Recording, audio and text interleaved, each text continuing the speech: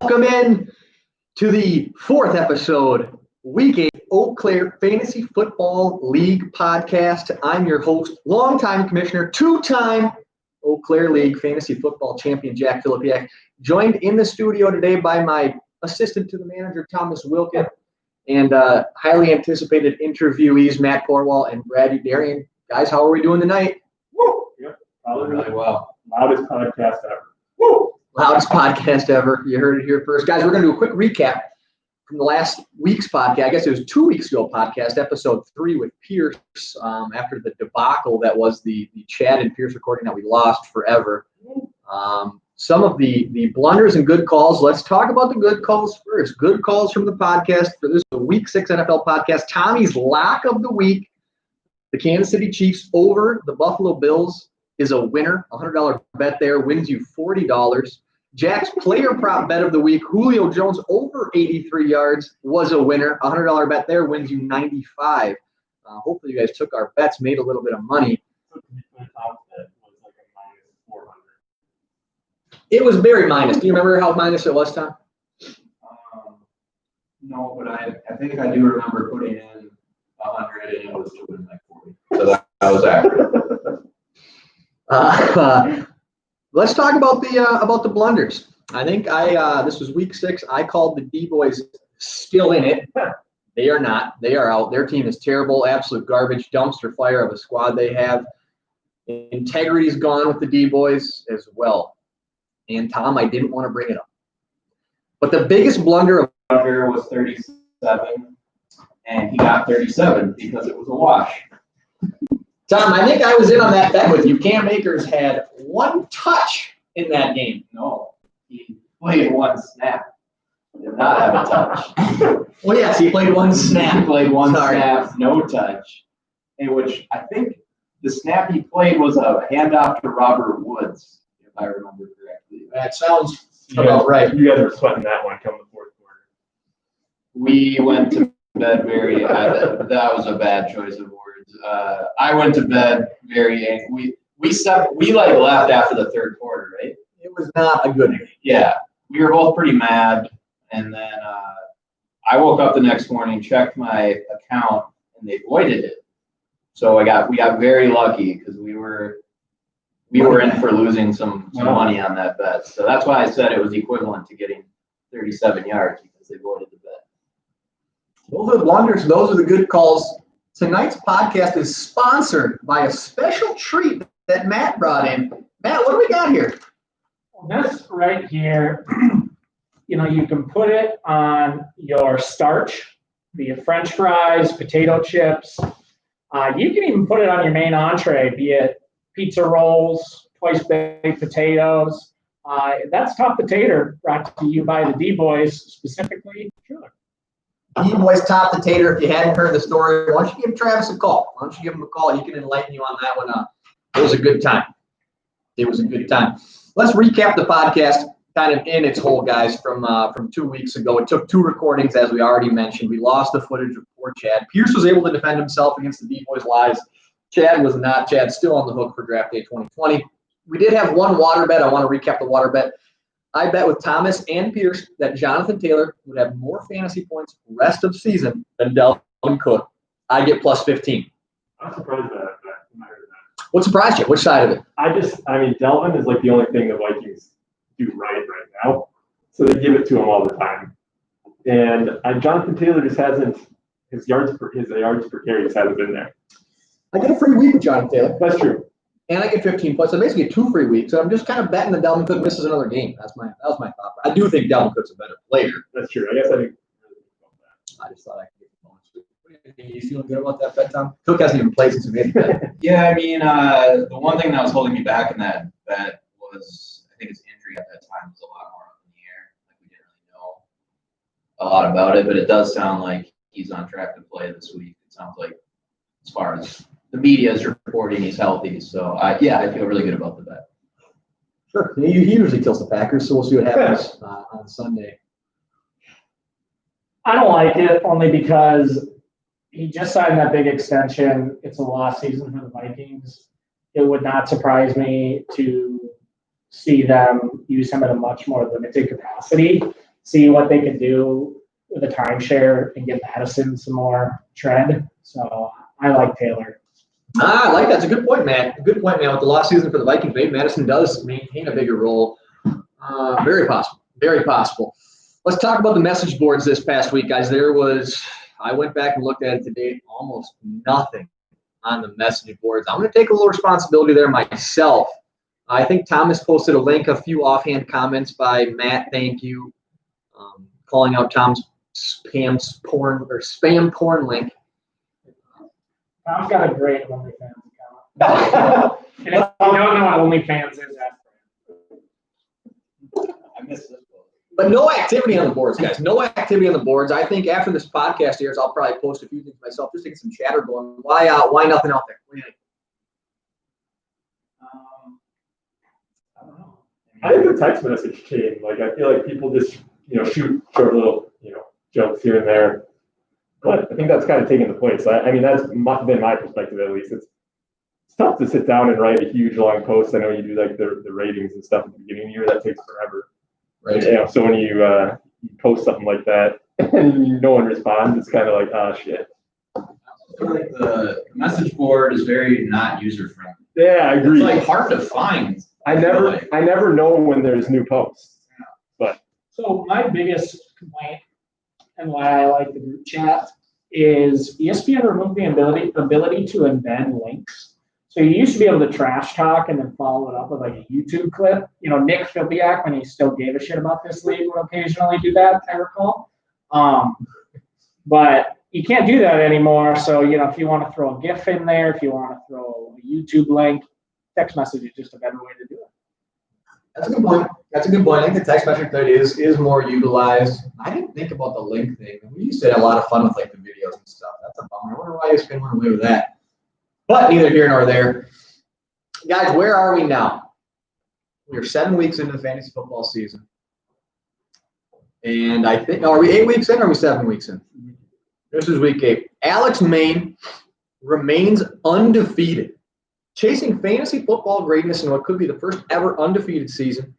He moves to 7-0 after James Robinson and David Montgomery combined for over 40 fantasy football points, and Josh Jacobs fails to score 5 points for Pierce.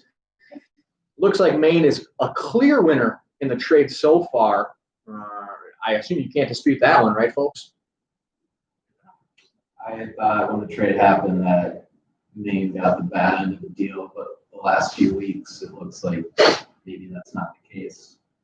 I'm a firm believer that anytime you can take 2 middle-of-the-road guys for a high-end guy, the person who gets the high-end player is always better off.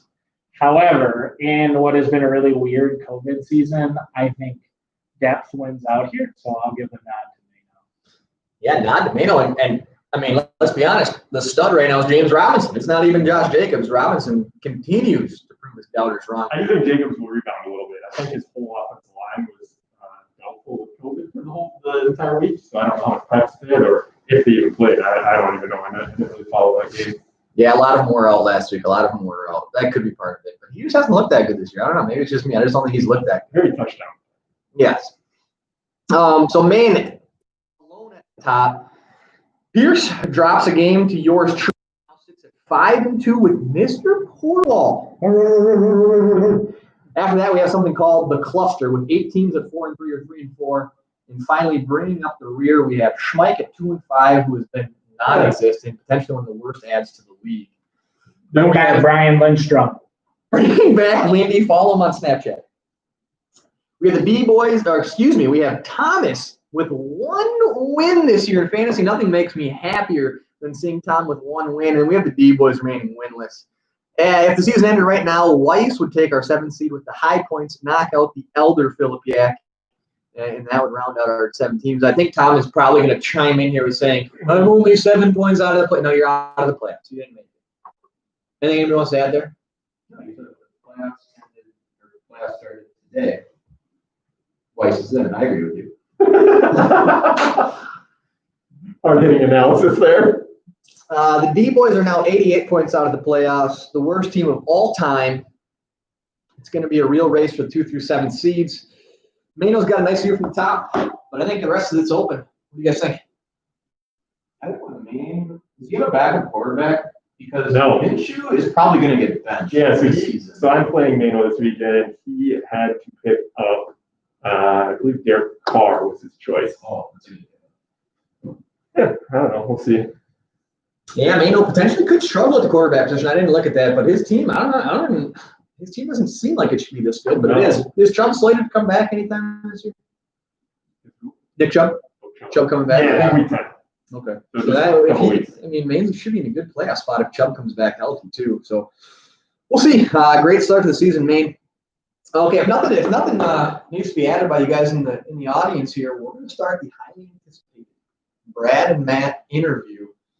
Tom, of course, assistant to the commissioner. If you need to add anything, please just let me know. The first question is for Matt. Matt, you sit comfortably at 5-2, as we just touched on. You're in third place. However, you've only scored the 6th most fantasy points. How are you feeling this season? So I think my points are a little misleading.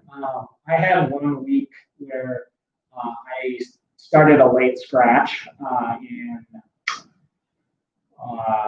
John Brown. So, and I think I ended up only scoring like 68 points or something like that. And in addition, I have been without Michael Thomas basically the whole year, and I'm just now getting back the freak of nature that is Devontae Adams. So I'll say for my team, I think being 5-2 at this point bodes well for me, as I think, pending, everything is always pending injury, but I think there's a lot of upside there. I think there's a lot of balance on my team. So yeah, no, I feel just fine about where I'm at. Confident looking to the future. Very interesting, Matt. I agree with you on a couple things. Michael Thomas being out the whole year, very impressive at 5-2. He was probably, without looking at your roster, I would guess your most expensive player, most draft capital involved, and haven't gotten anything out of him. Correct. Matt, I have one thing to say to you. If I managed your team, I would not have Melvin Gordon on my team. He's cut. The character is not allowed in my locker room. I think he should be removed from your lineup. You support drinking and driving. Well, as a person who previously drank and drove, I am now one to throw stones in a glass house. So while I don't have a DUI on my record, I am pro Melvin Gordon. I'm pro Brian Lindstrom being back in this league. You'll hear it all night. Former league champion, more than I can say. And listen, I'm not a guy to look at character defects. I think the NFL's got a lot worse guys around than him. There's a player or two on the Cleveland Browns who come to mind. So, you know what? Well, that'll be brought up, Matt. That will be brought up. I can sleep at night with the roster that I marked out. Fair enough. Bring back Brian Lindstrom. The campaign has started. Brad, this next one's for you. You are in what we call the cluster. You're 3-4, but you've now dropped 3 straight games. Your team's battling injuries. Where's your head the rest of the season? Where are you at? A lot of injuries. A lot of injuries. I think all of my studs have missed at least 2 games so far this year. The biggest one being Dak. I mean, he was averaging 27 points a game, and I don't think that would have stopped. The Cowboys' defense is so bad that they would have been throwing the ball, 50 times a game like they were doing. So Fun fact about Dak: his full name is actually Dakota Rain. Fun fact, didn't know that. No. So that's a big one. Go from that to I don't even know who I'm starting now. Ben Roethlisberger, has potential, but the consistency is just not there. Julio, Aaron Jones, and Mostert have all been out multiple weeks now. That hurts. Sounds like Aaron Jones is probably going to be out again this week, so that's not good for me. Couple of bad decisions, dropping Christian Kirk, who Tom capitalized on, was not a good choice. When I dropped him prior to that, he hadn't scored above 10 points, and now I think every game since then he has scored above 10 points. Yeah, so bad timing, bad luck on that one. The other thing that I think I probably wish I would have spent a little bit more fab. I think we're getting down to the point where there's not really anybody worth it anymore, it feels like, and next year I might be looking to spend that earlier. But with all that said, I don't know that it can get much worse. A lot of injuries, lots and lots of injuries. I think that all my team, they're not season-ending injuries minus back. So I think that once I get those guys back and up and running, I'm still pretty confident in my team. You know, Julio, Aaron Jones, Mostert, Tyler Boyd have really, really been good when they play. The one disappointment has been Cup, but he's a different story. Yeah, Brad, great points. Great points. If you could put a healthy Julio, a healthy Aaron Jones, and a healthy Mostert in the team, I like the team. Yeah, one other big point that I have going in my favor. My remaining schedule, I play Tom, I play the D-Boys, and I play Eric. Combined, those three teams have 3 wins.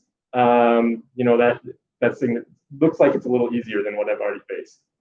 That's fair, but did you know Tom's only 6 points out of the playoffs? I'm only 5 points behind Tom, so I'm not. You're chasing Tom. Tom, what do you think of the teams? What do you think of these two? Yeah, I mean, I think Brad put it the way I thought of it is he's just battled. Like, I really like his players.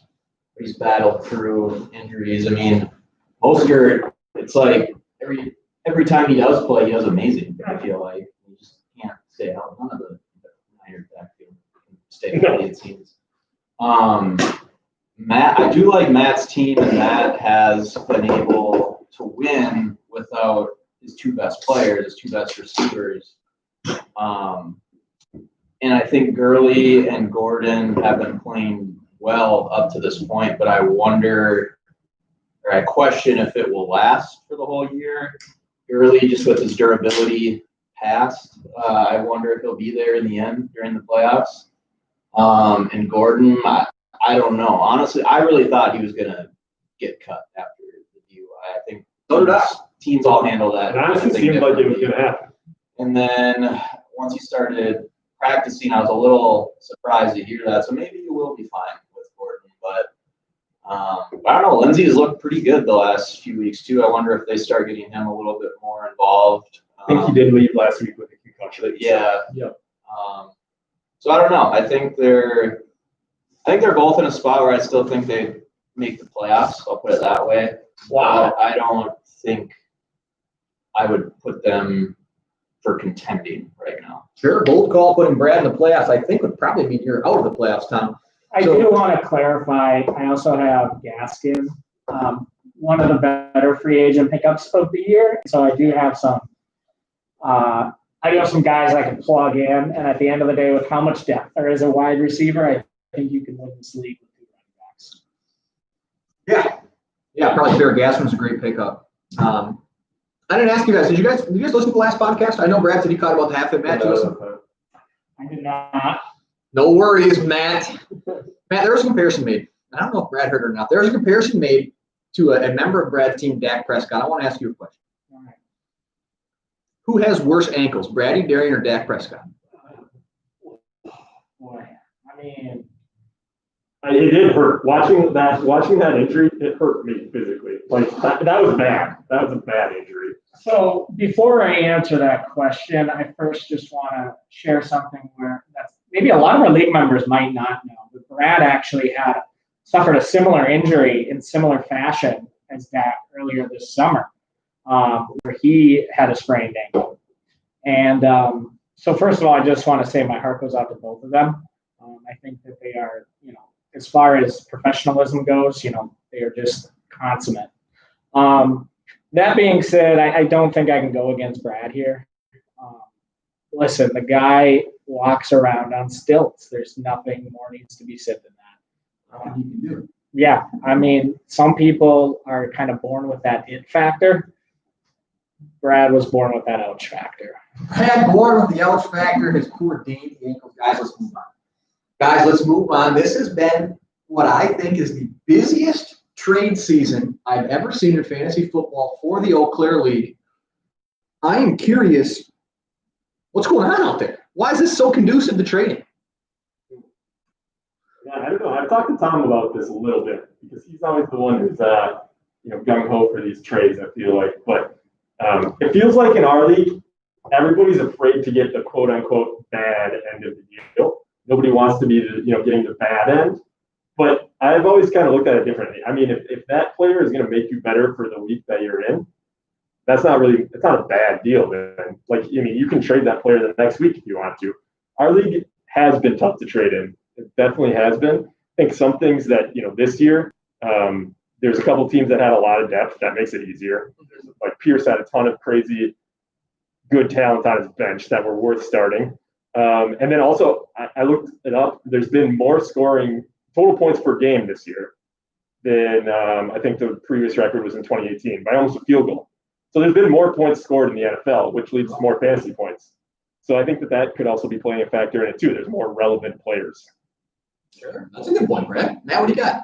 So I just want to clarify one thing that my co-interviewee said. I think more people are scared about getting the bad end of the deal than the bad end of the deal. Now, that being said, I think in particular, there's one really important factor, and I think nothing is this more than Tom and his persistence about pointing out that he's only 10 points out of the last playoff spot, and that's the addition of the 7th spot. I do think it's introduced an entirely different level of parity, particularly when you look at, there's two pretty clear front runners in Maine and Pierce. Interestingly, that they actually were two people who ended up trading with each other. But I think you're seeing more activity in the bottom third of the league because there's people recognizing that although they may have had a really bad first 5 or 6 weeks out of the year, it's, it doesn't take more than like a really good run of 3 weeks and you're right back into that conversation. And I think as has often been the case in our league, pretty much all you have to do is make the playoffs and it's a coin toss. So I think that's part of it. And, it's just, sometimes you got to shake things up. So what you're saying is the rule change was fantastic. I like the rule change for the COVID season. I think in seasons going forward, I'd like to go back to 6. One of the things that I really enjoy about the Eau Claire League, unlike that dumpster fire of a Hubson League, is that with 14 teams in the league, I think it really rewards ongoing roster management past draft day. And I think, when you only have 6 out of the 14 teams make the league, it really is a reward of a season's worth of work to make the playoffs. Whereas if you start taking half the teams in the league, you can basically have, to my earlier point, you can have like a really good 3 weeks and that's enough to get you in, which the NFL is fluky enough that I would rather kind of reserve the playoffs for the teams who most are good. Interesting take. I don't disagree, Matt. I like the fun and excitement that 7 teams brings, but it was kind of a treat. If you made it to the playoffs with 6, it seems like a bigger deal than 7. But if 7 teams making the playoffs is what's been leading to some of these trades, I like that too. So it's a tough call for me. I like it both ways. Tom, what do you think? You have anything to add? What do you think the trades are going through? These guys made some pretty good points. Yeah, no, I agree with the points that have been made.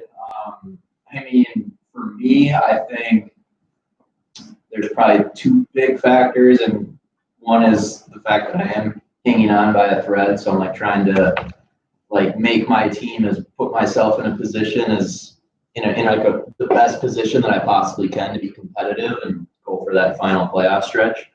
And I just have more time due to what's going on in the world right now. I'm not going out to dinner or meeting up with friends as much. So more time to open the computer and start clicking on rosters. Yeah, my average time that I spend per week in this league is probably a lot higher than past years because of that. Tom, kind of embarrassing. It's your worst record of all time. You're spending the most time doing it. But I'm glad to see you're involved in the trades because you haven't been trading a lot in years past. We rarely get offers from you in this league. But another good point. I think a lot of people are spending more time. Are we talking about Tom's latest trade, or are we going to address that? I think this is probably a good time to talk about Tom's latest trade. I'd like to hear your guys' opinion. Tom, forgive me. I'm not positive on the trade anymore. I know I looked at it and approved it, but tell us the trade. Talk us through your thoughts, and then let's get a trade grade from Matt and Brett. Okay, so the trade was I gave up Antonio Gibson and Dalton Schultz, the tight end for the Cowboys, for quick thing to interject. Anytime you have to clarify who the player is, what position they play, and what team they play for, you know it was Marquis. But to be fair, that's probably more clarification for the D-boys. We know they don't spend any time watching football, so. Fair. So it's those two for Kenny Galladay, Hunter Henry, and Jarvis Landry. So I'm hurting at running back. I don't have a clear guy that I really lean on. I just kind of have a cluster of guys that I hope I start the right one that week. And Gibson has been intriguing this year. He's coming off a really good game against the Cowboys, where he had 20 carries for like 120 yards and a touchdown or something. And honestly, I didn't really know what the market was for him. But I had Walzak was interested in him. Jared Saul was interested in him. So I was like, oh, okay, maybe there's a little bit of a market here. He's a guy where I just don't really know what's in store for him. So I want to take advantage of that if other people are valuing him higher than I'm valuing him right now. And that's exactly what happened. So I decided to trade him and lean on my other running back pieces, which are Le'Veon Bell, the Bills running backs, Devontae Freeman. There might be someone else that I can't think of. Hurry it up. This is a long explanation. I just asked for the trade, and we're going to give you a grade. Bottom line, I thought the trade just made me better. It gave me now I have two solid receivers. The running back still a question, but I have that cluster I mentioned that I'm just hoping to fill in and out on a given week. And I'm a huge fan of Hunter Henry. Guy's gotten at least 7 targets in every game this year, except one. Hasn't resulted in great performances yet, but I really like Herbert. I think he's going to be a good tight end moving forward. Tom justifies the hell out of his trade before we put it through the grade. So here it is, guys. Here it is, because it's still kind of unclear to me after that justification. Tom gives up Antonio and Dalton Schultz. the 49ers defense for Kenny Galladay, Jarvis Landry, and Hunter Henry. In a vacuum, what do you guys think? I'll take this one first. So first I want to grade his explanation. In terms of inflection in his voice, I want to give it a D.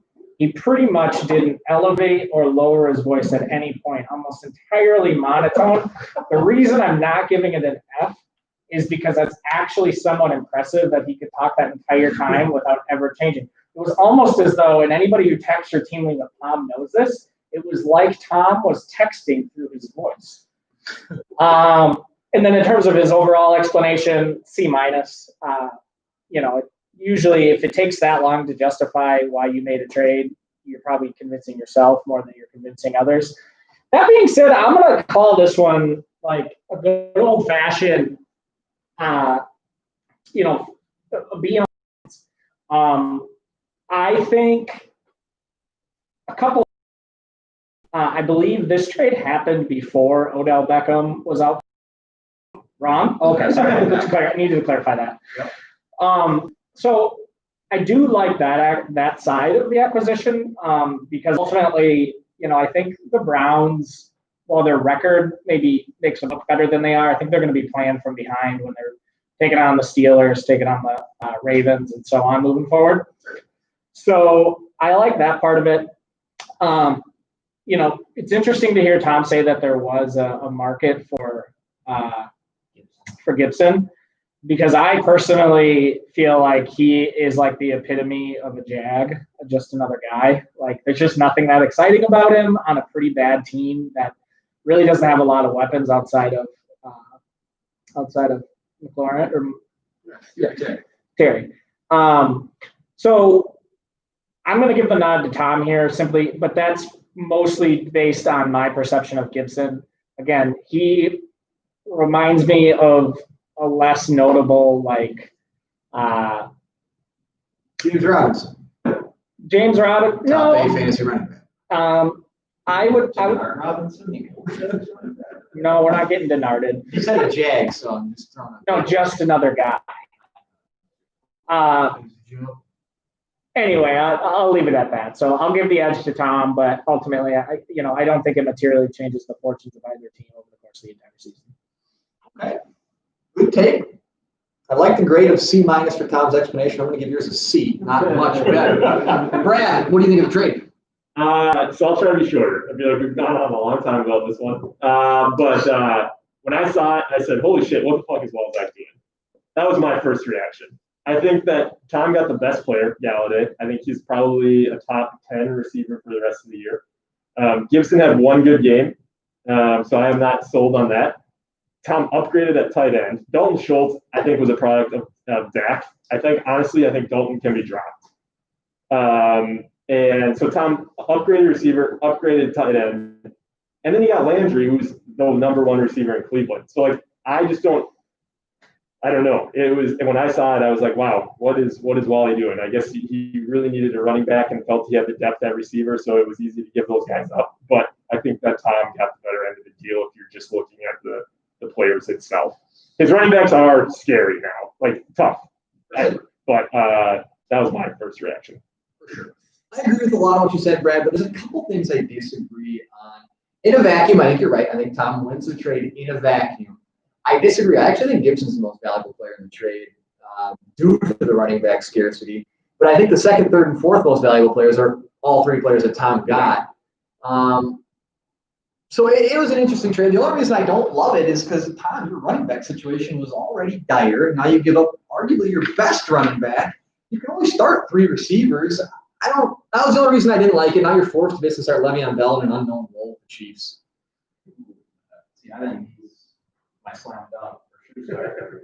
Which is a problem. I wouldn't want that on my team. Maybe it works out. I don't know. We don't need to talk about trade anymore. We've really dwelled. We can get back. What do you want to say about Le'Veon Bell? You love him. No, I was actually going to talk about Gibson's had plenty of good weeks. Is that what you were going to argue? No, I was going to argue that this is his first season ever where he's played running back. And I just don't see him playing 80% of the snaps in any game this year because I think his education level at that position just isn't going to be there to play it full time. 80% of the snaps, less than, I would guess two running backs in the NFL do that, and one of them is Christian McCaffrey, who's out. Nobody plays 80% of the snaps in the NFL. Zeke doesn't play 80%. He's more like 60 to 65, believe it or not, and that's a Zeke owner. It's staggering. It actually is 80% high. If Gibson plays 40 to 50% of the snaps, that's plenty. JD McKissick. Yeah, McKissick. So we've talked about this trade too much. There's no blockbuster names. I don't think it's a huge deal for either of these teams. They're both bad teams. One last thing on the trade subject. Oh my God. This is nothing to do with Tom. This is from an experience that I have had. You said this has been an active year. Yes. So I'll let you guys in on a little story. I'll try to be quick about it. Oh. But, I think it will alter how the season plays out. Okay. So you guys are all familiar with our good friend Nick Pierce. He has a very good team this year. Last week he reached out to me and said, "Hey, who do you want for Julio?" I said, "Okay, let's do this." So we figured out a deal. I made an offer. He said yes in text. Okay. Deal's done. Deal's done, right? I'm excited. My team got better. Pierce gets Julio. His team gets better. So I send it to him on the league website now. Sure. This kid sits on it for 8 hours. No response, no text, no nothing. I text him late that night. I say, "Are you doing this deal or what?" He said, "I don't know. I'm on the fence now. Like, I'm starting to second guess myself. I've talked to some people. They don't think it's a good deal for me." And I was like, wow, okay. Well, make a decision before the end of the night because we need to move on from this. So he rejects the deal. He had accepted it. Yeah. In text, he says yes. Goes online, rejects it. Not only does he reject it, he counters it with a player I clearly said I do not want. That player was Devontae Freeman, who landed on Tom's team. And he had a disaster week. But anyways, so I text Pierce back. I say, "What the fuck? If you're going to give me Devontae, I need Diggs then." And he said, "No, can't do that." So that was the end of that. But here's the thing. It's Halloween, right? So, Spooky. yep. Spooky, scary. I cursed Pierce's fantasy football team. Whoa. Cursed him. He will not win this year because he has made the fantasy gods angry. He agreed to a trade and then backed out last minute because he was afraid to put his nuts in the fire, basically. He didn't want to pull, he didn't want to get he thought his death was too important.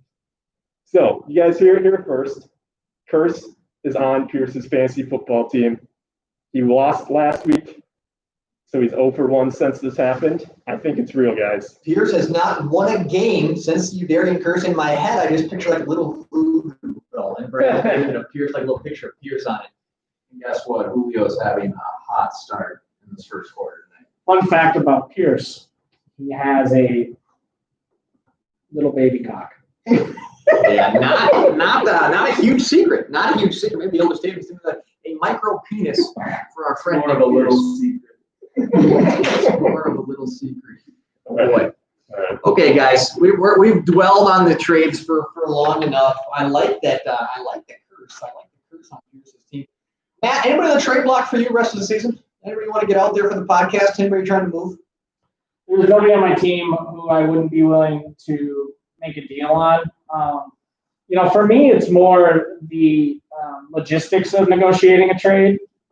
There's nothing I hate more than when people send me a trade, when people want to trade with me, and then they go like, "Who do you like on my team?" Because there's like classic negotiating tactic is like you have to reveal some of what you are interested in, and then they reciprocate. And so just like if people want to trade with me, like you gotta like at least respect the process enough to not like make me show you my entire hand while the flops come out. Like, so yeah, I'd be willing. There's nobody on my team that I'm so in love with that I wouldn't move on from them. You call people out and you give a nondescript answer like nobody on my team I'm not willing to give up. Well, of course. But who's somebody that you think is maybe at their highest point now and you would consider moving for maybe a price where somebody could make a trade? Devontae Adams, I would be willing to move for a higher end, for the bell cow class of running back. Like a Ronald Jones or something. No, maybe like who's the wife beater in Cleveland? Yeah, I could add some more character to my team, like a Kareem Hunt.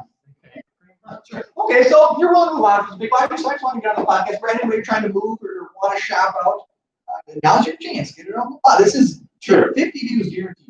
Julio, I mean, he's playing right now, so it makes it tough for this week. Julio, I thought you traded him to Pierce. Funny. Uh-huh.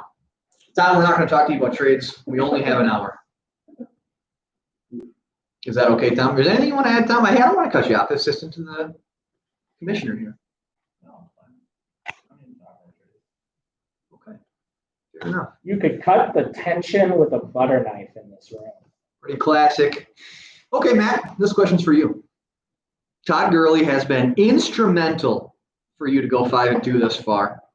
He hasn't busted below 5 points all season. He's had a minimum of 15 touches in every single game and has scored 7 touchdowns in 7 weeks. Do you expect this production to continue, or are you planning on a little fall off? So I think, you extrapolate, and there's no way that the touchdown number is maintained.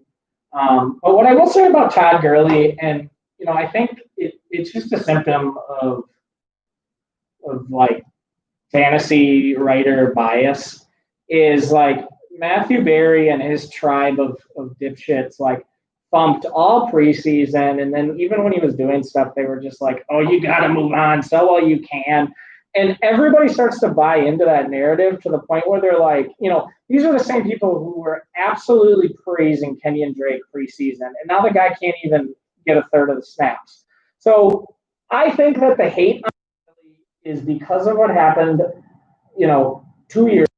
Because people forget he wasn't bad last year either. He was highly touchdown dependent, but he wasn't bad.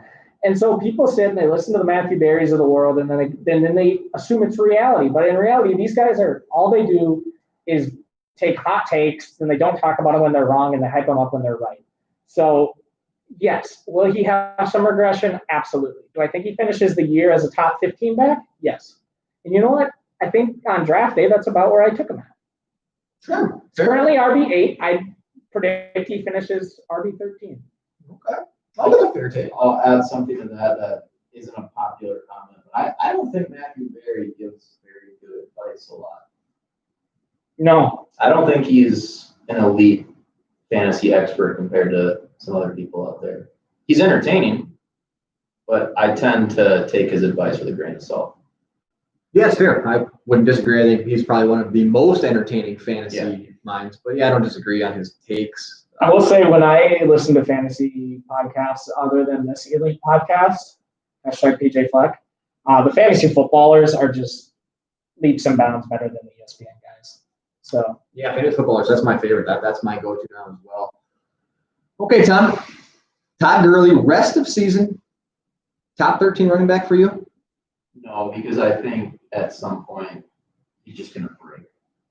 You think injury related? Yeah, I think he's touching the ball a lot right now, and I think if I just had to bet with his injury past, I would bet on him to break down and probably miss some games. a lot of people said that about Batman after Bane broke his back. I don't know how that ended. Truer things never said. Tom, I'm going to give you a rest of season. Who would you rather have on your fantasy team? Rest of season, who would you rather have, Todd Gurley or Melvin Gordon?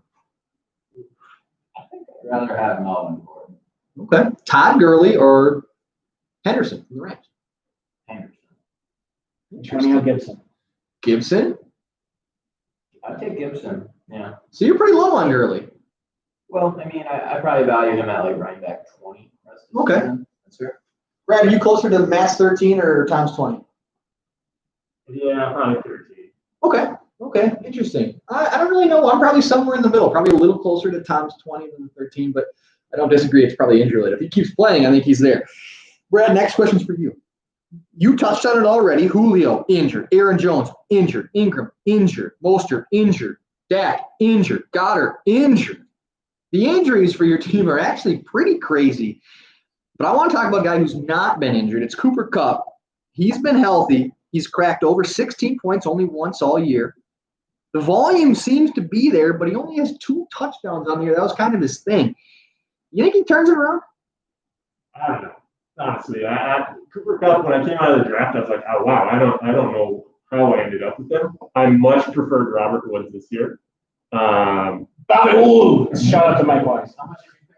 Honestly, I don't remember. I would guess in the 20s. That's my guess, high 20s, 28. But I think it was also one of those things where he was probably the last of the good receivers left. So I was like, yeah, I need to get someone. But yeah, like I said, I wasn't very high on Kupp coming in, but I figured, he was a stud the last year.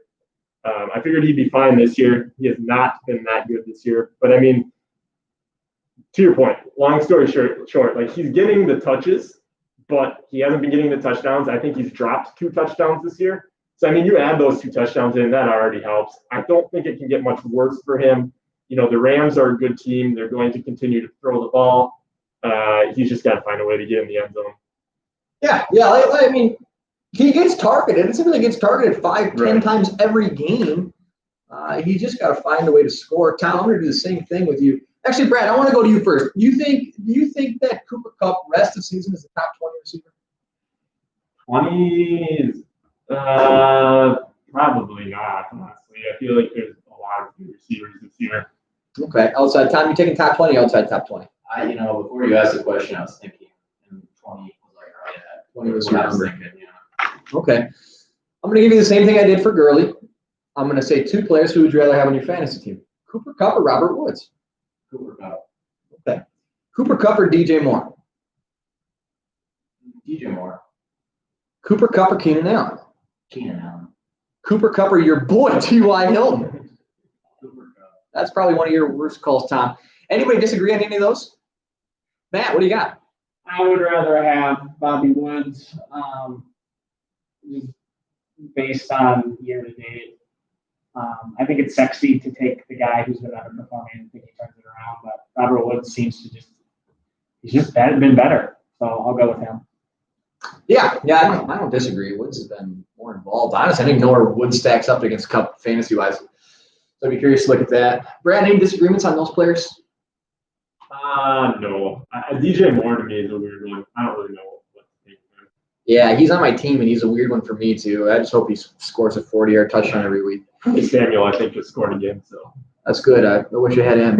Robbie Anderson, too, is a lot of mouths to feed there. A lot of mouths to feed. Yeah, it's a weird. Panthers are a weird team. Sorry for the sidebar. Okay. Robert Woods is wide receiver 17, Kupp 25. So Matt, apt analysis. Apt analysis. I did not prep. It does not show you look prepped. Okay, guys, I want to hear it. Matt, you're third right now. Brad, you are in the cluster. How's your team finishing for 2020? Brad? I kind of went over this earlier. I've had a lot of injuries. I think my team's getting healthier. Losing Dak hurts. I think Big Ben will be able to fill in fine. He'll have some good weeks, some bad weeks. I think I make the playoffs. And I do think I'm going to be in the championship, and I am going to beat Pierce just to cement that curse. So you heard it here first. I'm going to win. And when I do, I'm going to buy myself a championship ring since we don't have a trophy. Oh, we have a trophy, Brad. It's coming hot off the Truler press. I like the call. I love the confidence, and I would love to see Pierce lose the curse. Matt, how's your team going to wind up this year? So funny you should mention, things are not going to change for me the rest of the year as far as I can tell. I will finish the regular season in third, solely based on record. I imagine I will finish a middling fifth or sixth in points, at which point I will go on to get third place in the playoffs, get a little money back. It'll be my second third place finish out of 3 years. Finally getting the monkey off my back as a perennial dog in this league, and that I will solidify the fact that I can manage a football team. Hey, that's fair. If you get up on the podium a couple times, and I think a 5-year stretch, you're out of the doghouse. I don't disagree. Tom, let's throw you in there. You have one win, but you're not out of it. How's your team end up for the year? I don't think this is a competing for a championship type season for me. I'll put it that way. I think for this season, me making a playoff appearance, me getting shelled in that first round, I'd clap my hands and I'd say, you know what, we had quite the turnaround to finish. I'm 1-6 right now. I kind of had a draft day flop. Sutton didn't do me any favors this year. The whole Bell fiasco. So yeah, I mean, if you were to tell me after my draft day roster that I'd be in the playoff hunt right now, I'd be pretty happy. Matt is snoring. And Matt, if that's not a Thomas Wilkin answer, I don't know what is. If he makes the playoffs, he says, "Good year, boys. Good year." No, I'm saying that for this year. I would rather miss the playoffs than go good game and lose by 50 in the first round. Come on, you play to win, Tom. You don't play to get bounced in the first round. It's not, but whatever. Tom's going to get bounced in the first round and take Kyler Murray to Pizza Ranch. Okay, Matt, you haven't listened to the podcast. That hurts my feelings a little bit. Yeah. So I hope you know what I'm referencing. I want to just clarify. I don't listen to the podcast. The reason I didn't listen to the podcast is not because I don't have time. It's because I don't respect you as a person. But That's anyway, you were fair. saying? That's fair. Happy to have you in the studio audience. Okay, I'm going to draft day. I'm going to draft day. I'm going to let that one go off my shoulder. Matt, my new favorite draft is tiny little chair.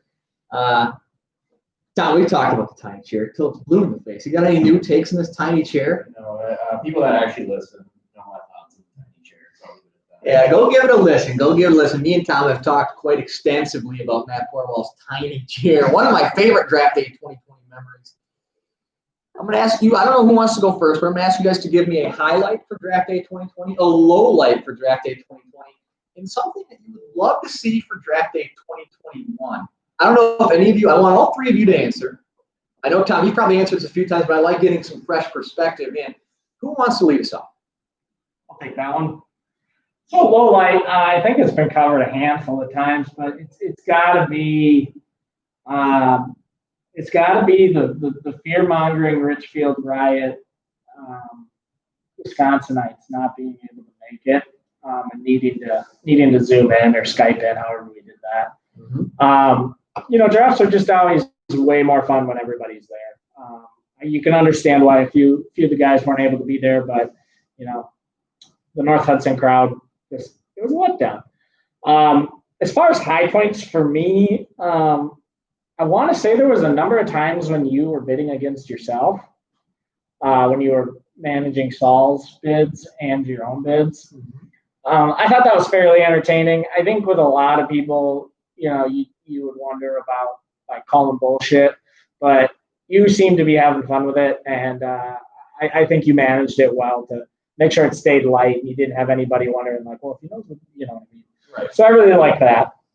And yeah, I mean, I'll keep my, what do I want to see next year? It's simple, to the point, 2 words, Brian Lindstrom. Brian Lindstrom back on the campaign trail. Bring Lindy back. He's probably my 100th choice to be in the league. But you never know. You never know. We could get there. Former league champion. Former league champion. It's staggering how many league champions we have that have been removed the following year. That's a topic for another day. Tom, what do you have?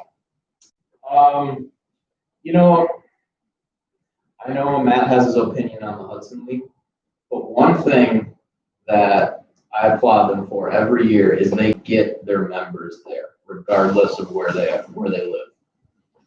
And I think we need to be a little bit more stern about making it a thing. Make it on a Saturday, really do what we can to get people to be there in person and make it like our event every year. Because, you know, the Hudson League doesn't seem to have a problem. I don't know, they have at least one out of state, or is it 2? Well, Andy always flies up from Oklahoma. And then I think they're all in the greater metro area. But yeah, I mean, it's a great point, Tom. Because, yeah, that always just tends to kind of just suck the air out a little bit when there's like this lag and trying to do bids and all that. So, so I'd say that, yeah, that's all I got for this. Good. That's Tom. That's a great point. And it's a point that I want to bring up too. I would love to have everyone there. I haven't drafted just my team in the Eau Claire League in over 7 years. 7 years, I've never drafted one team. I've always been on the phone or drafting somebody else's team. I agree. And I'm going to make a take on the Hudson League. If you know why they do it, Tom, you hit the nail on the head. It's their thing. Those guys, like half the league has kids. This is their weekend. This is their day where they all get together. I think with our friends, we all know, like, oh, you know, we'll see them on another weekend. I'm just going to call. I agree, Tom. We make it a thing. We got to get everybody there. You know who else made it a thing every year and never budged was the 2 characters from Brokeback Mountain. That's fair. That's fair. I don't quite get the reference, but I like it. Brad, what do you got? Let's skip right over Brokeback Mountain. Let's go to Brad. I don't know what to say now. Fine, just being in person. Fine, just being in person. It makes it easier. And then, honestly, the low, just being on a weekday, and this one is super fucking random, but that hour that the mosquitoes were out, holy fuck, I thought I was going to be eaten alive. Yo. So that was pretty miserable, but we got through it. We survived. We're stronger now. The mosquitoes. I forgot about the They were mosquitoes. bad. That was so bad. We were spraying the yard. You knew we were coming over. God, lazy. You don't know. Prepare. God, I'll get on Rachel about that. That's tough. Okay, guys. Let's. I had one hypothetical I thought of. I hope you guys enjoyed it. I hope you had time to read it and do a little research because I don't want to dwell on it for too long. But I thought it was a fun topic. I want to get some opinions on. We're going to go to NFL. I want you to pick a losing team, and those of you listening, they had time to prepare.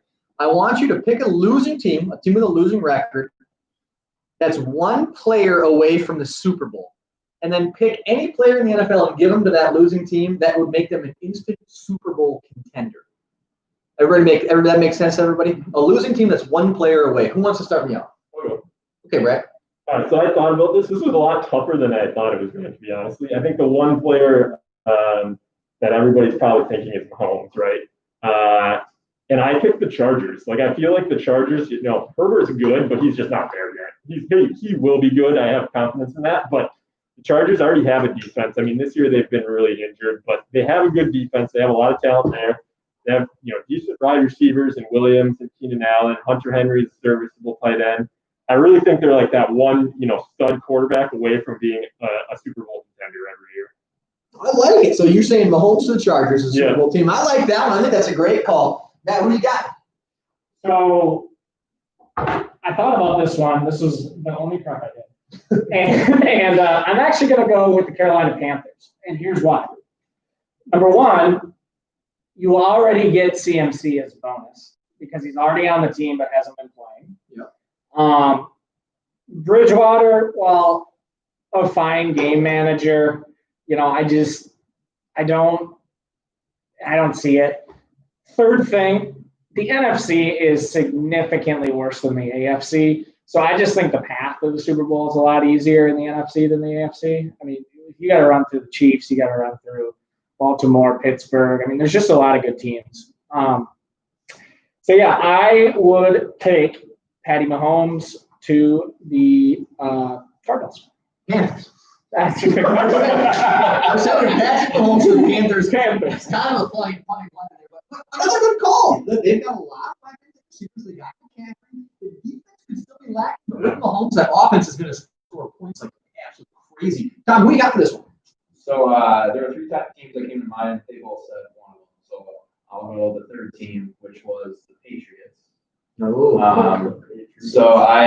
go with Russ. Put Russ on the Patriots. They have a good enough defense, where I think they could be definitely in contention of the AFC from winning the Super Bowl. So you're going Russ to the Patriots. If I had to vote, if Tom would have said Mahomes to the Patriots, I would have taken that because I love the coaching. I like Russ. I think I go Brad by slightly, but they're all great answers. Can we make that a poll? Yeah, we should make that the poll. Everybody get out and vote. I'll make that the poll when we post this. My vote's going Brad, but it's close. Everyone's razor thin. Those are all great answers. So, guys, we're going to do the same exact exercise. I knew everybody would pick high-profile quarterbacks. I want to do the same exact exercise. You cannot pick a quarterback. So you move one non-quarterback to any losing team that makes them a Super Bowl contender. This is a significantly harder question. So I'm going to go reverse order from what we did last time. Let's hear it. Tom. You can't pick the same team. You can pick the same team, but it has to be a different player. All right. Well, so the Patriots, I think I'm still going to go with the Patriots, but I'm going to pick a run stopper then. I'll go like Khalil Mack. Not the run stopper, I would have thought. I don't know. Good. Could say Donald. Aaron Donald. Yeah, we'll go Aaron Donald. When I think of Mack, I think more of a pass rusher. Okay. So Aaron Aaron Donald, Donald. someone to stop and run. I mean, Max- Patriots can't stop. That's good. I don't know about that. Okay, so an elite run stopper to the Patriots. I like it. Again, the Patriots, it's always a good team because Belichick, he's the best coach of all time. So you add somebody like Donald or Mack or Garrett. Yeah, we're talking about teams that are under 500. I said it. I think it's a good answer. I think it's a good answer. Matt, who do you have? So I have to clarify one thing because I couldn't remember. So is the Chargers D end? Is that Bosa hurt or? No, he just No, the back. 49ers one is there. Okay, thank you. I couldn't remember which Bosa was hurt. Sure. So I'm actually going to take the Chargers, and I am going to pair Bosa together with Watt and just have an absolutely circa Denver when they won the playoff or when they won the Super Bowl. Give me just an absolute elite front four that can wreak havoc and can contain the high athleticism quarterbacks of the AFC. And I think, the Bears almost did it. The Broncos have done it. Yeah. Defense Can be really good, especially with what's going to be potentially a late, particularly cold playoffs this year. You going TJ or JJ? JJ. Okay. Yeah, that'd be a crazy front four. Does Melvin Ingram play line? What position does he play? Is he outside backer? He's backer. Okay, yeah, that'd be an insane pass rush if you put JJ Watt on that team. Brad, who do you got? This is tough. To me, when I look at it, I feel like if you take one player other than a quarterback and plug him into a team, I don't know that they make that big of a difference. The offensive line, usually if you have a bad offensive line, you're going to need more than one player. He's not going to change the whole offensive line. Defense, it's tough to be a one-man, one person on defense that makes a difference. So this one, I actually went a little different here. I was thinking tight end. So I think if you took Kittle or Kelsey and put them on I couldn't come up with a good team though, to be honest. That was the tough part. I think the Dolphins, but I think they're 500, so it's not technically a losing team. I don't know. Maybe if you put them on, and the tough part with these losing teams is the quarterbacks are all rough. Put Kittle on the Jets and watch. No, maybe the Patriots. Yeah, maybe the Patriots.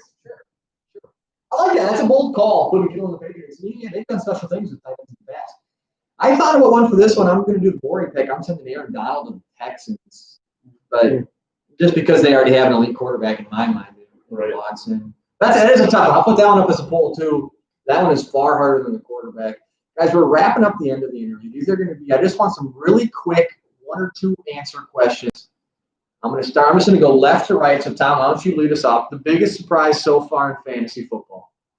My answer has not changed ever. It's still Robinson. I was just checking. Tom's answered this question every podcast. Matt? Gaskin. Another good answer. Brad? I think the lack of production from Baltimore's offense. Another good answer. I mean, Lamar's QB 15.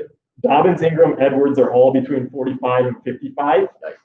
Hollywood is wide receiver 45. And the only bright spot is Mark Andrews, and he's tight end 4, but he's crazy touchdown dependent. He has 3 of his 6 games, he's scored under 4 points. Oh, cool. You prepped. Hey, man, he told us to. That is a crazy stat, Brad. Thank you very much for preparing for the podcast. Okay, biggest surprise in the NFL, Tom? I don't think it changes with just the entire NFC East and how big of a shit show it is. Like, the fact that you can have 1 win right now and like be very legitimately in the playoff race is insane. Insanity. What a terrible division. Matt? Yeah, I think I hate to say it because like I can't really call it a shocker, but I still think it's weird seeing the Patriots at 2-4. It's just been so long, consistent dominance, never rebuilding. And particularly last week, because they just looked flat out bad. So yeah, I'm gonna go with the Patriots sub 500 and probably trending towards finishing the season that way. Yeah, good call, Matt. Weird to see the Patriots be bad. Brad, what you got? NFL. I have 3. The Steelers being 6-0. I knew that they had good defense. Wasn't sure that they'd be that good. Yep.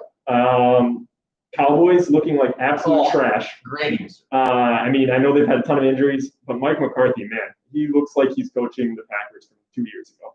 Before LaFleur back. And then honestly, the third one is I knew the Vikings weren't going to be as good as they were, the last couple of years, but honestly, it being as bad as they are has been surprising to me. Yeah, a lot of good answer to that. Cowboys is probably the most surprising for me. That was a good call, Brad. Okay, this question is only for Tom and Matt. Tom, who wins the matchup between Mano and Brad this week? Undefeated Mano and Brad. I actually got Brad's team up. I like it. I don't think it's that bad. Who was off to a hot start already, so I'm going to go Brad. Matt? I'm going to go Brad, strictly based on the law of averages. I think Maine is due for he hasn't really had a bust week yet, and I think he's due. Okay, well, picking against the undefeated Maine, give me Mano. Okay, this one's just for Tom and Brad. Who wins the matchup between Porwall and the Elder Filipiak? I'm not a big fan. Okay. Go, Matt. I agree with Matt. Yeah, I'm going Matt too. Consensus on Matt. Although Gurley, I haven't seen on the field yet, so. Last question, and this one's for Brad specifically. Brad, the D-Boys made a rumor, a sterling rumor about your browsing history, and you even cared to comment. I mean, look, these guys remind me of a certain politician figure we have right now. They like to peddle these clickbait stories and Andy Klobuchar. and these false narratives to distract from the truth. The truth is they have not won a single game this year. This is their way of taking the focus off of them, their poor management skills, and putting it on somebody else. So, you know what? I don't, other than that, I don't comment for them. I mean, my suggestion to them is, maybe spend a little more time, less time on the golf course, a little bit less time pickling your own vegetables, a little bit less time, coming up with these stories, and focus on your, dog shit, horse shit, hot trash, dumpster fire of a team. You guys have other descriptors of their team that you would like to add? Tolstoy reading, socialist peddling. Tough critic. Critiques of the D-Boys. So that's what I have to say about them. It's just a distraction. Fair enough, Brad. The D-Boys, if you listen to the last podcast, I'm out on them. Hey, and I just want to say,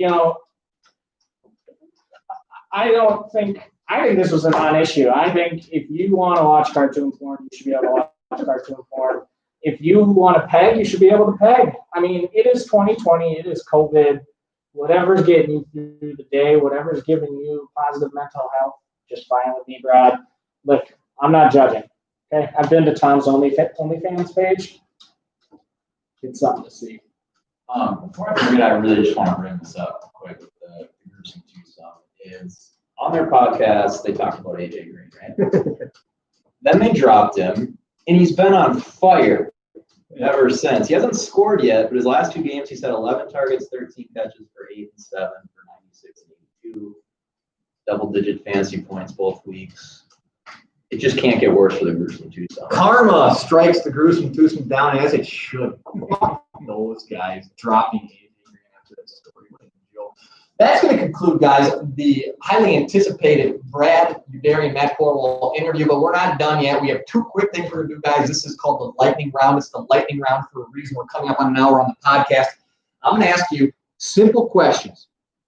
Simple questions. I'm going to give you 2 choices. You make your choice. A lot of these are league related, but I want lightning fast reactions. I don't want you to think about it. I want you to go with your gut on these. Are you guys ready for the lightning round? I'm going to start left, go right on the first one. Thomas, who is the better fantasy football owner overall, Nick Pierce or Chad Cope? Matt? Pierce. And just a little surprise, I have some stats to back this up later. No, you just have to back it up. Let's back it up now before I move on. Okay. Why is Nick Pierce the better owner than Chad? This is interesting. So, no, I don't have it. So I did a little analysis today. Some zip-cutting analysis. Holy cow, hold it up. Look at Brad with his pie chart. Goddamn work. You know, and I was curious. I feel like there's always this argument every year about who's the best owner and who is most consistent. I wanted to look at it. So I went back and looked at our league history. It only went back to 2014. I was confused by that. There must have been some stuff prior to that on a different league or something. Yeah. So these only go back to 2014. But I'm just going to throw out a quick question. So who do you think has been? So I looked at it 2 ways: average finish, and then I also kind of weighted it for like if you made the playoffs, you get 5. If you got first, you get 5 points. If you don't make the playoffs at all, you get 0. So just to kind of see it at a different view. Interesting. I would have done dollars invested, dollars out. But that's a good way to do it too. So top average finisher. Who do you guys suspect it is? Now I pulled Jake out of this because he started last year. He finished first. Obviously, that's number 1. But who do you guys suspect is number 1? Top average finisher going back to 2014. I would probably take Brad or Tom. Give me Tom. And this is not points. This is final standings. Okay. I always feel like Weiss gets lucky, so I'll go with Weiss. Like he gets lucky with his record. So my gut wants to say Joe Pitt, but anybody who's not in the league has been removed at this point. The answer remains unchanged. Joe Pitt was not the top one. However, I guess, boy, those are both good answers. But I actually say big cranky grandpa Brad Youderian. I wish it was me. It is not. So this actually shocked me. It is actually Nick Filipiak. Wow. Yeah. He had a league championship. His average finish place is 5th. Wow. With only 1 year since 2014 missing the playoffs based on my records. And that was last year. Yeah. So, he's finished 5th, 2nd, 1st, 6th, 5th, and 11th. So 5. And then the rest it goes Nick, Hoffner, Jack, and me are actually tied. And then Weiss is right behind it. Tom, Maine, Pierce, Chad, Matt, Saul, Graw, Truler. So interesting. Yeah, so I did not expect that. But yeah, so when I looked at that, it was shocking. The other shocking bit of information that came from this analysis, Chad Cobes has not made the playoffs since 2014. Oh my God, Chad is the worst manager of all time. Jared also has not made the playoffs, but he's been in and out. Chad has been in it the whole time. Has not made the playoffs since. Chad, this is making the case that Chad is the worst owner in our league. So $21. That makes sense. Yeah. So pre-2014 champions, I think, was Maine, Pierce, Jack, D-Boys, I think. Yeah, I don't know. Yeah. My first of All right, back two. to lightning round. Back to the lightning round. Great stats, Brad. That was actually pretty fun. Okay. Ready, Tom? Right. Who's the better athlete in their prime, Michael Weiss or Alex Main? Better athlete in their prime, Michael Weiss or Alex Main? Brad. Give me Delman Young himself. Helen Young, Michael Weiss. Give me Mano. I've seen Weiss wrestle KP. Okay, who's the better athlete today? Jake Walzak or Brady Daring? Get rid of his ankles and give me Brad, but include his ankles to Jake Walzak. I'm taking myself. Jake Walzak, fun fact, once hit me in the mouth with a softball. Church league softball. Yeah, he's the better athlete. Brad can't even catch me. No. I was running bases. Oh boy, give me Brad. Give me Brad. Wally can't even throw a ball. Okay. Who wins this matchup of quarterback, receiver, defender? Jared Salt's the quarterback. At receiver, we have Thomas Wilkin. At defender, we have Matt Borwell.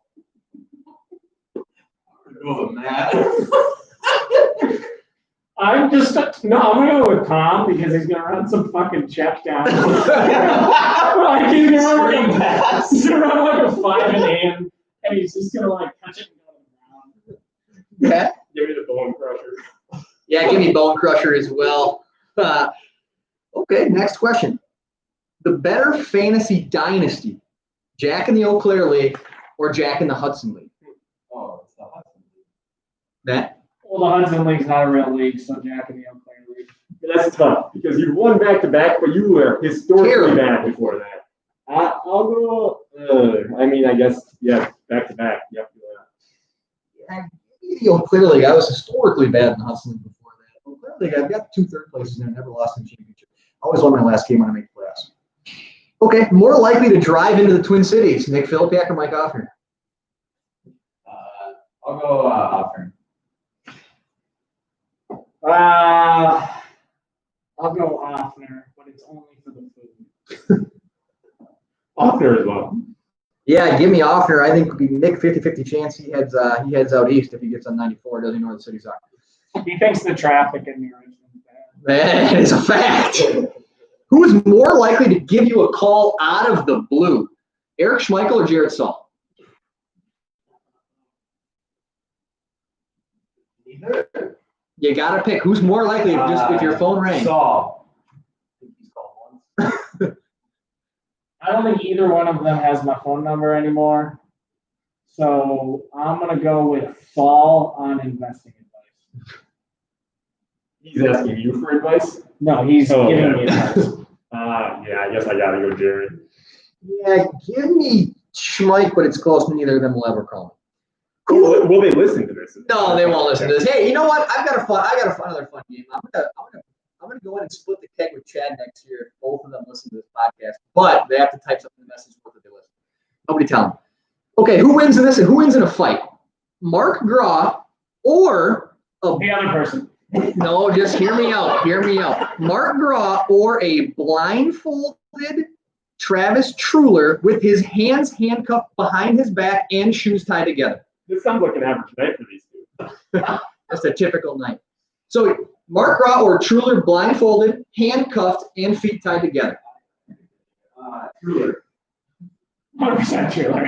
Yeah, try. Yeah, give me Trav. I tried to handicap it as much as I could, but still Trav in a landslide there. Actually, a fight I'd pay to watch. More likely to hit the game-winning three-pointer in a game that matters. Nick Pierce or Chad Copes? I'll go with Chad. I will go with Chad, but with the caveat that he will travel before he does it, will be inside the 3-point line, and will claim that he didn't do either. Pierce. Yeah, give me Pierce, but I love the Chad answer. I think if Chad does it, he does something like that. Okay, more likely to get into a fight about politics, Michael Weiss or Travis Truller? I believe there's very little Truller wouldn't do to defend Mother Russia. Travis. Yeah, give me Travis too, but I could see Weiss getting fired up about hunting deer or something weird. Okay, we're gonna pivot. We're gonna go to some football questions. Who's your non-quarterback rookie of the year? Jonathan Taylor. I'm gonna go with Minnesota hometown boy Antoine Winfield Jr. Man, I don't know. Jefferson. Jefferson's a great pick. Yeah, I was going to say Jefferson or Clyde. Okay, non-quarterback NFL MVP. Non-quarterback NFL MVP. Aaron Donald. Good answer. These are tough questions off the cuff, guys. Off the cuff. I will go with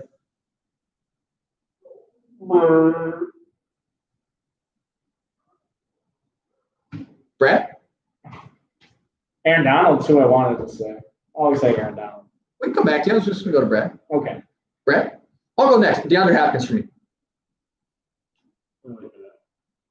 The comments? Yeah, Hopkins, yeah. Matt? Myles Gaskin. Myles Gaskin. I love that answer. Jimmy Fitzmagic, the benchman himself. Okay, last little section of lightning round is who is more important to their respective NFL team? Who is more important to their NFL team? Aaron Rodgers or Lamar Jackson? Aaron Rodgers. That's a JV team without him. Rodgers. Yeah, Rodgers. Alvin Kamara or Ezekiel Elliott? Elliott. Oh, man. I mean, I don't know. I can't say Elliott. Their team sucks with him, so I'm saying Kamara. I'm saying Kamara too, sadly. Khalil Mack or Myles Garrett? Khalil Mack. I think Myles Garrett. I'm taking Myles Garrett too, Brad. Aaron Donald or DeAndre Hopkins? Donald. Hopkins. Give me Hopkins. That's a tough one, though. Kyler Murray or Russell Wilson? Kyler. Russ. Give me Russ, but it's closer than I would have thought. Devontae Adams from God, this one was Devontae Adams and Michael Thomas. Michael Thomas is just a pile of shit. Give me somebody else I can throw in there for Devontae Adams. Who's an elite receiver? Give me Devontae Adams or Stephon Diggs. Adams. More important to their team? Yep. Give me Diggs. I mean, the Packers fare well without Adams, surprisingly. Yeah, give me Diggs too, but it's close. It's close. Okay, guys, we're coming up on an hour, 20 minutes. We're gonna make this quick. I have a little bit of game. I want Tom's lock of the week for the NFL quick. Just a quick NFL lock of the week. The lock of the week is the parlay that we did, which is Packers winning, Tampa Bay by 2.5, and Chargers winning. That's it. Can you make a pick for the non-degenerate gamblers of the league? I would say just Chargers beating the Broncos. I think they're a 3-point favorite, which is pretty small. I just say that. Tommy's lock of the week. He's undefeated in locks of the week. Player prop of the week. I haven't been watching the game. Give me Julio Jones over. Yeah, maybe. Okay, guys, we're gonna play a quick game. We're gonna play a quick game, then the podcast is over. Here's the game. It is Family Feud. It's a Family Feud style game. You're each on your own teams. Here's what's gonna happen. I'm gonna put up a topic. You're gonna hit the table and say your name. I'll make a judgment call. You'll give me your answer. I'll say if it's the 1 through 5 answer. There's always 5 answers. 1 through 5 answer. You can choose pass or play. You get to choose who you pass it to. Somebody's gonna embarrass himself. It should be pretty fun. They're all gonna be very similar questions. I'm gonna start us out. Hit the table. Say your name when you have an answer. Keep in mind, everything is going to be on a per game basis with minimum of 3 games played. Okay, keep that in mind. Per game basis, minimum of 3 games played. Give me the top 5 fantasy QBs this season. Brad. Brad's loving this. Patrick Mahomes.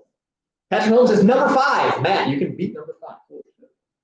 I will go with Russell Wilson. Russell Wilson is the number 1 answer. Matt, pass or play? Yes, he is. Points per game, minimum 3 games played. I literally just checked this today, Tom. Okay. No, it's not. Kyler Murray. He's number 2. The Bills quarterback. No. I can't remember his name. Strike 1. Okay. Rodgers. No, strike 2. You have answer Russ, the 2 answer Kyler, and the 5 answer Mahomes. I will go with Say someone. Your buddy, Chargers quarterback. your buddy, your third. Herbert. Herbert is number 4. Yeah. Herbert is number 4. You get 5 seconds to get the last quarterback. Texans quarterback. Texans quarterback. Third strike, it was not Watson. This is going to fall left to Tom. Tom, you have one answer to get the number of your quarterback. And then it's going to go Brad. You have 10 seconds. 9.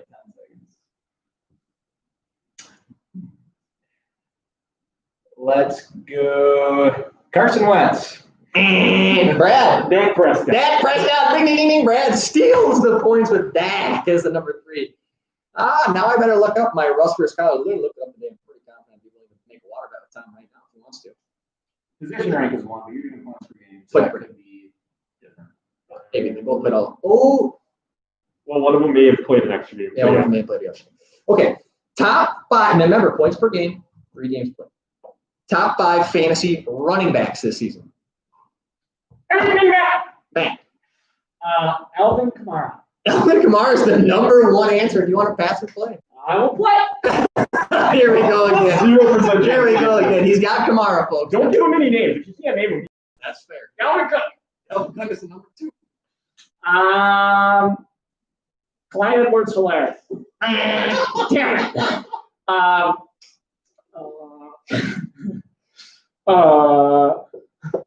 Josh Jacobs. Tennessee's running back.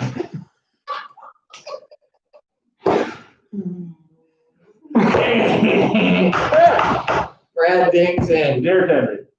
Derrick Henry is correct. That is the number 4 running back. We have Kamara 1, Cook 2, Derrick Henry 4. You're missing 3 and 5. CMC. Bang! Only played 2 games. Only played 2. So it's not me. Yeah. All right. Let's go. Kareem Hunt. What is he? Brad gets the points with the last right answer. The number 3 running back is Aaron Jones. The number 5 running back is Tom Boyd, James Robinson. Brad is conquering the game. Guys, you're probably catching up. Next topic, get your buzzers ready. Top 5 fantasy wide receivers this season. Matt said his name. What? You have to say your name. Nobody can see you. Don't worry, he doesn't get very far. Number 1 is DeAndre Hopkins. I hope my stats are not wrong. No. You're not the top 5. Wow. I'm actually shocked by that. Either of you want to buzz in or we just I don't think Tony Hopkins is there. Brad. Brad? Tom knows the strategy now. Let's go with minimum 3 games played, you said? Minimum 3 games played. No, it's not. He must be number 6. Okay, give me Devontae Adams. Devontae Adams, number 1 answer. All He's right. only played like 4 games, and they were 2 of them were monster 180-yard games. I know. Let's go with Number 2 is going to be a tough one. Tyler Lockett. Lockett is number 2. Let's go with oh,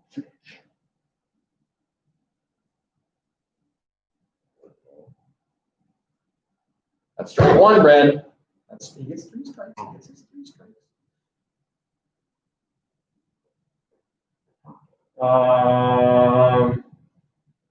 Tyreek Hill.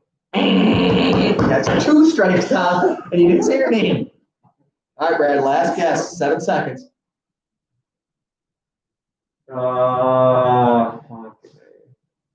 Give me Julio. Thomas. We have 3 receivers left. Chase Claypool.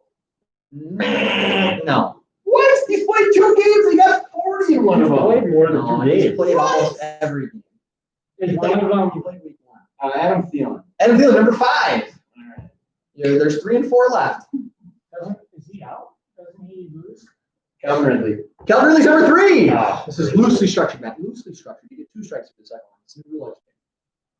Last answer. It's a tough one. I get 2 more strikes. Good one. Kenny Galladay. Can I try to steal? Try and steal the points. I think that it is, and now I'm forgetting his name again. Steal when he was up. You got him all. Tom, you have to say who it is, or like the people listening don't. Have you ever played Family Feud? Tom never played Family Feud. Matt, let's hear it. Yeah, give us an answer. The 5 games. AJ Brown, some monster games. Okay, guys, we got 2 categories left. You're not going to be surprised. You're not going to be surprised. Say your name and the buzzer. Give me the top 5 fantasy defenses this time. Give it at the top. Nah. Kansas City Chiefs. Number 5. Matt, you get a chance to get higher than 5. Pittsburgh Colts. Steelers. Pittsburgh Steelers are number 4, Brad. Chance to beat them. The Baltimore Ravens. Baltimore Ravens is the number 1 answer. Brad, pass it or play it. We'll play. I only need 2 more, You right? only need 2. And you only get 5 seconds to guess. We're not doing this 30 Yeah. seconds guess. Already guessed. 1 strike. Tom. He gets 3 strikes. Matt, didn't me. He gets 3 strikes. So we said the Ravens, the Steelers, The Chiefs. You're missing the number 2 and number 3. the Bears. Not 2.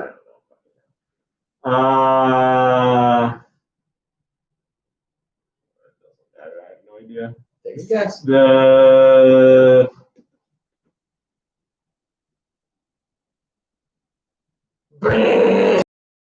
The Steel. So I just need 1, right? Yep. The Colts. Yes, the Colts are the number 2 answer. Ding, ding, ding. Anybody for bonus points? No, the number 3 team. Anyone take a guess? Been a great defense. Top 10 rush defense, top 10 pass defense, and top 5 offense. Titans? No. The Rams. No. The Tampa Bay Buccaneers. Tampa Bay Buccaneers. Last category, guys. Last category. The podcast is getting long. 5 tight ends. Thomas.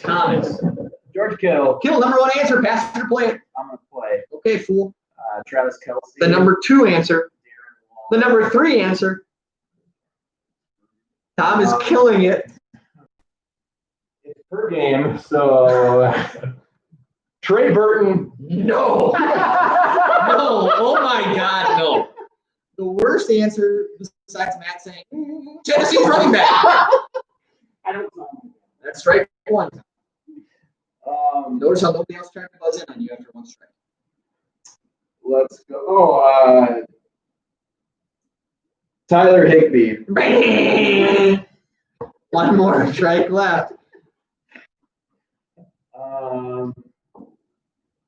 Let's go. Noah Fant. Brad gets the buzz in with a chance to steal. I said this earlier. Mark Andrews. Mark Andrews, the number 4 tight end. Brad, number 5. Number 5. Matt is chomping at the absolute bit right now. I would guess Johnny. Jonathan Smith is the right answer. Sucking pictures. Brad kills it. That is going to conclude the podcast tonight. Gentlemen, anything to add for your closing remarks? I just hope that everybody has fun the rest of the season, except for Nick Filbiak. I hope nothing but bad things happen. Yikes. Good. All right, guys. Thanks for tuning in. Thanks to Matt and Brad for making the trip over to the Gibson to join myself and my co-host, Thomas Wilkin. We'll see you guys next week.